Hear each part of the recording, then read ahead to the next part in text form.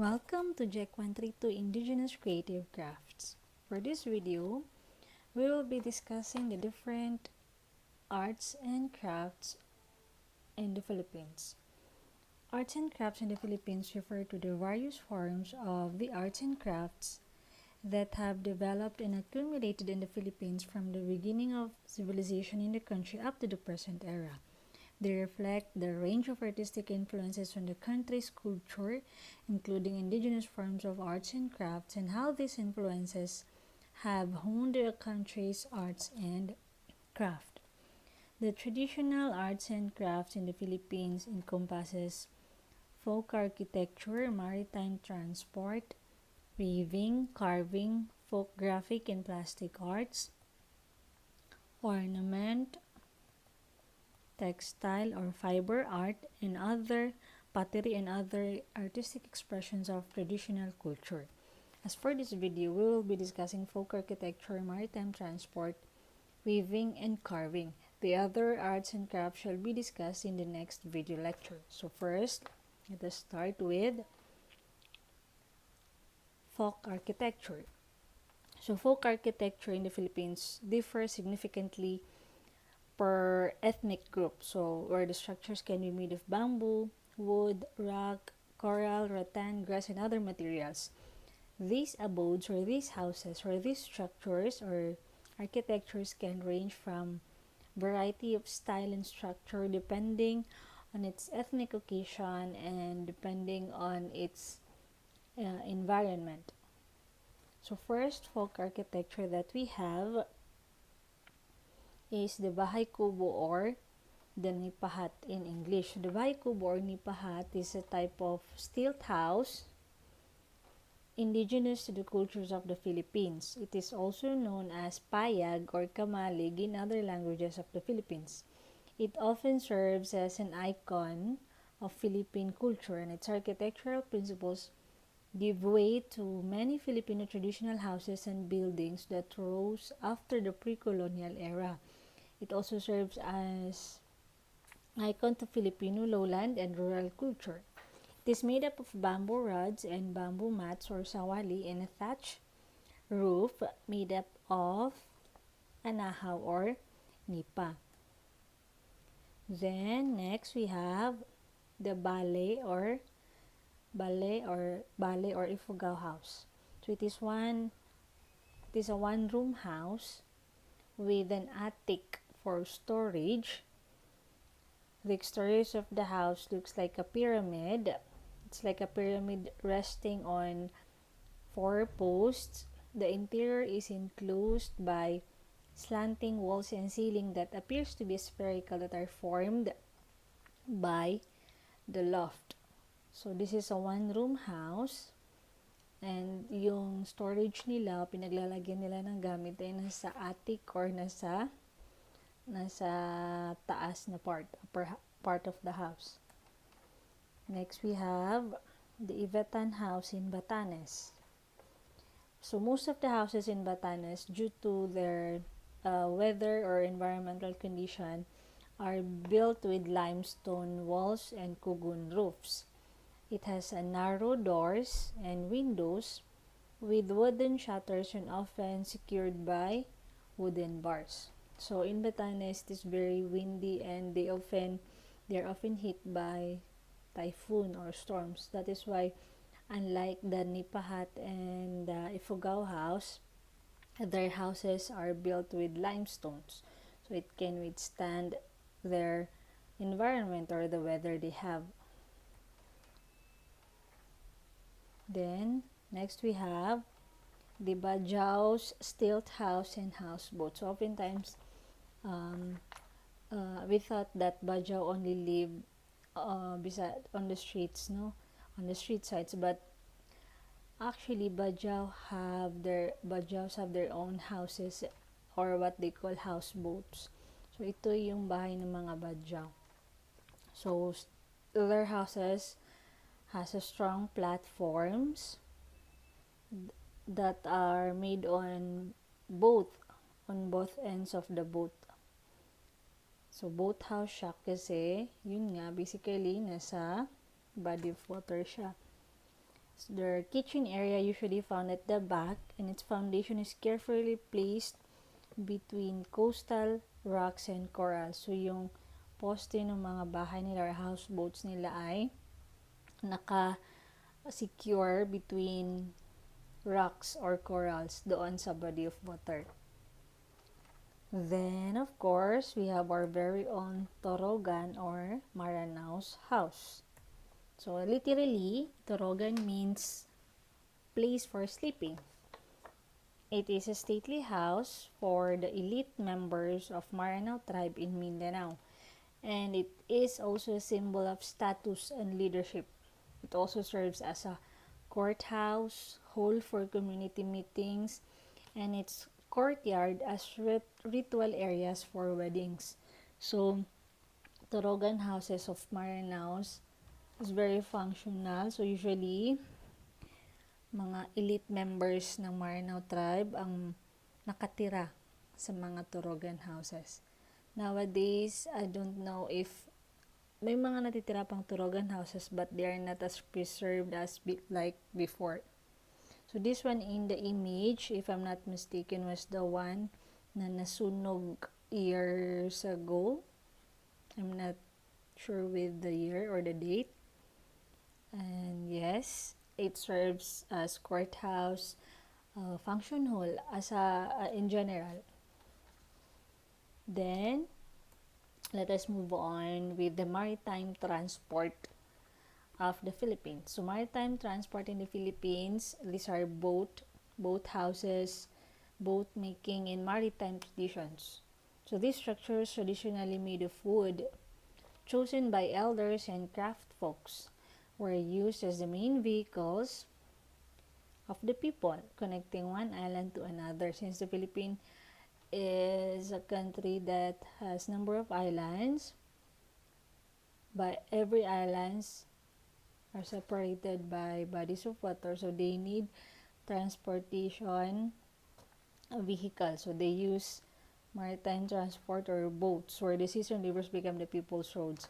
Although boats are believed to have been used in the archipelago for thousands of years since the arrival of humans through water, the earliest evidence of boat making and the usage of boats in the Philippines continues to be dated as 320 AD through the carbon dating or the butuan boats that are discovered, identified as remains of a gigantic balangay.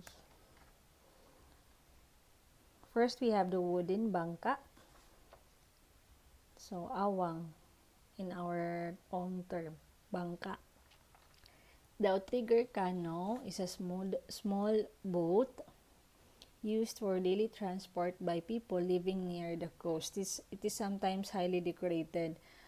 Actually, it is not just used for transportation or water transportation. Nowadays, since roads have been built, boats or bangka is now utilized or used for livelihood, like fishing, especially for those people who live near the coast or near bodies of water. Then we have the famous Vinta. So Vinta is a traditional boat made by Sama-Bahaw or Sama-Bajau and Moros living in Sulu Archipelago, Zamboanga Peninsula, and southern Mindanao. So these boats are used for inter-island transport of people and goods. Same use or same function with the wooden bangka or the boat, small boat, but the difference is that Vinta is decorated by this piece of colorful clothes that is believed to be used because vintas are commonly used in coastal areas na mas malalaki yung bodies of water such as ocean or sea. That is why. Then let us talk about the weaving in the Philippines. So weaving is an ancient art form that continues in the Philippines up until today, with each ethnic group having their distinct weaving techniques. So weaving in the Philippines differs based from different ethnic groups. So, Maguindanao, Tausug, Maranao, Blaan, Yakan, Tibuli, and other ethnic groups have their own patterns, have their own techniques, have their own characteristics of their weaving.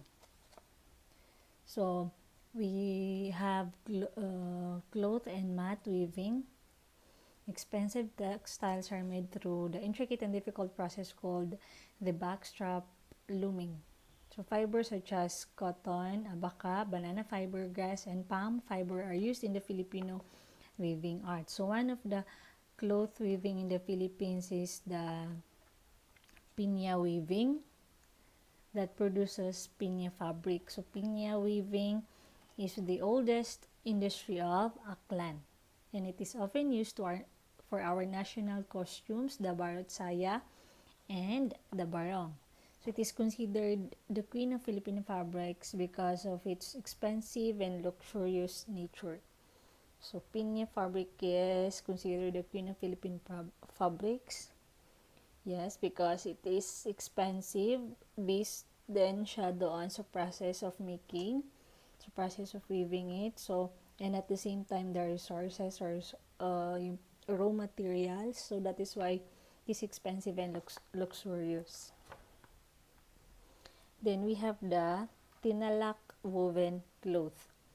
So, it is woven by the Tibuli women of Lake Cebu, South Cotabato in Mindanao, and it represents the tribe's culture and tradition. It is a weaving pattern which is also known as woven dreams. So, accordingly, the patterns on this cloth, on tinalak woven cloth, is inspired by the dreams of the weavers. So, yun, kung ano na yung interpretation nila ng dreams nila, doon nila nilalagay, nire-represent doon sa pattern ng ginagawa nila na tinalak cloth. So, it is also known as woven dreams. Then, we have the Hinabol. So, Hinabol is a textile from the Gaunon of Impasugong Bukidnon.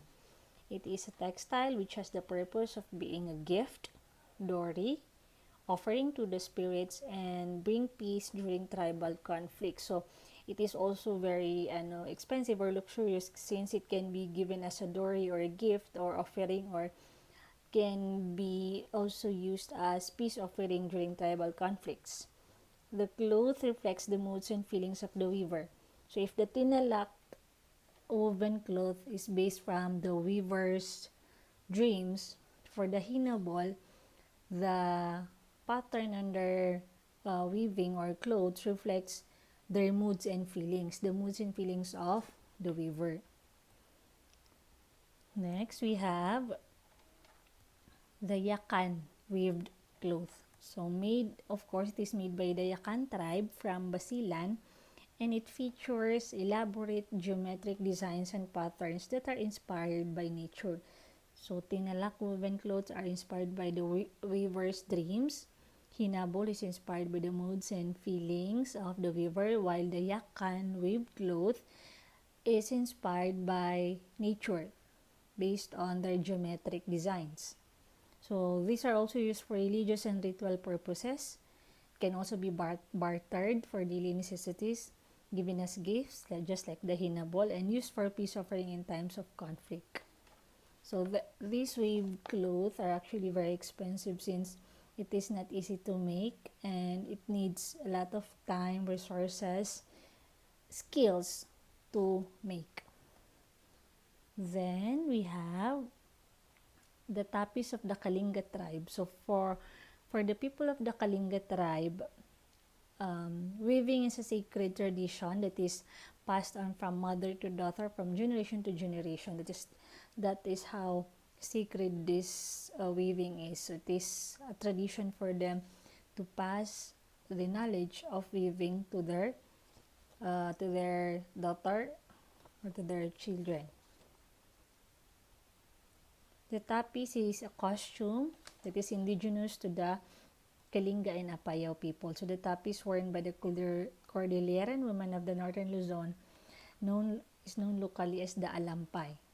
Yang suot-suot nila na parang skirt, yan yung alampay, yan yung tapis na tinatawag. Okay? So now, next we have the basketry or the basket weaving. The fine art of basket weaving in the Philippines has developed intricate designs and forms directed for specific purposes such as harvesting, rice storage, travel package, sword case, and so on. So this art is believed to have arrived in the archipelago due to human migration, where those at the north were to learn the art form. So basketry, aside from cloth weaving, we also have basket weaving. So basketry or basket weaving is being done for different purposes. For storage, for travel packaging, for harvesting. But nowadays, as I have observed, it is mostly used for decoration or decorative or ornament.